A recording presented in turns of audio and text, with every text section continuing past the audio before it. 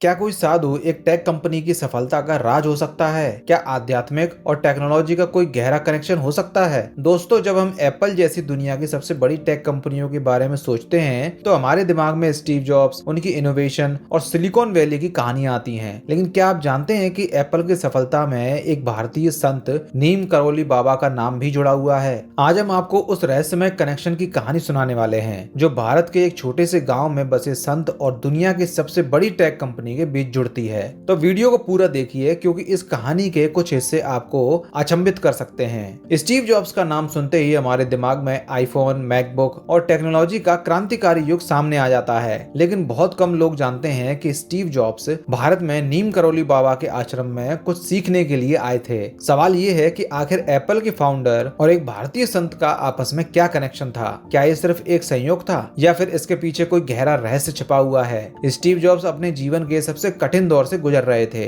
उन्हें खुद की पहचान की तलाश थी। वह जानना चाहते थे कि सच्ची सफलता और इनोवेशन का रहस्य क्या है। उन्होंने सुना था कि भारत में एक संत हैं जो इंसान की सोच और चेतना को बदल सकते हैं। इसी खोज में वो भारत आए थे। उनका एक ही लक्ष्य था, नीम करोली बाबा से मिलना। लेकिन यह एक बड़ा ट्विस्ट आता है। जब स्टीव जॉब्स भारत पहुंचे, तब उन्हें पता चला कि नीम करोली बाबा का उसी साल निधन हो चुका था। यह खबर सुनकर वो बेहद निराश हुए, लेकिन उन्होंने फिर भी बाबा के आश्रम में कुछ दिन बिताए। आश्रम में बिताए दिन जॉब्स के जीवन का टर्निंग पॉइंट था। स्टीव जॉब्स ने आश्रम में वो आध्यात्मिकता, सादगी और ध्यान की शक्ति को महसूस किया, जिसने उनकी सोच को पूरी तरह से बदल दिया। आश्रम में उन्होंने जो सीखा, उसका असर उनके पूरे जीवन और बिजनेस फिलॉसफी पर पड़ा। आश्रम में सादगी और ध्यान से जॉब्स ने सीखा कि कम में ज्यादा कैसे पाया जाए। यही वजह थी कि एप्पल के प्रोडक्ट्स का डिजाइन बेहद सिंपल, क्लीन और फोकस्ड होता है। बाबा की शिक्षाओं का मुख्य संदेश था कि अपने अंदर की आवाज को सुनो। जॉब्स ने हमेशा अपनी गट फीलिंग्स को फॉलो किया,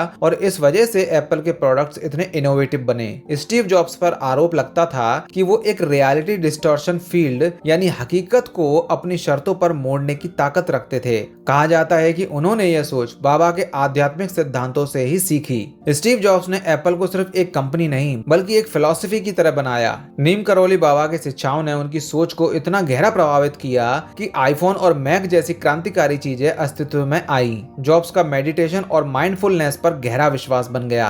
उन्होंने बाद में कई सिलिकॉन वैली एंटरप्रेन्योर्स को भी भारत जाने की सलाह दी। आज भी सिलिकॉन वैली में कई बड़े इनोवेटर्स नीम करोली बाबा के विचारों से प्रेरणा लेते हैं। अब सोचने वाली बात यह है कि नीम करोली बाबा की आध्यात्मिकता ने एप्पल को दुनिया की सबसे बड़ी टेक कंपनी बनाने में मदद कैसे की? शायद हाँ, क्योंकि सिर्फ तकनीक ही नहीं, बल्कि सोचने का तरीका, फोकस और माइंडफुलनेस भी किसी बिजनेस की सफलता में अहम भूमिका निभाते हैं। स्टीव जॉब्स अगर उस समय भारत नहीं आते, तो शायद उनकी सोच इतनी गहरी ना होती, और शायद एप्पल वो कंपनी नहीं बनती जो आज है। अगर दुनिया का सबसे बड़ा इनोवेटर आध्यात्मिकता से प्रेरणा ले सकता है, तो हम भी अपने जीवन में इसे शामिल कर सकते हैं। बिजनेस और सफलता सिर्फ पैसों से नहीं, बल्कि सोच, फोकस और आत्म साक्षात्कार से भी जुड़ी होती है।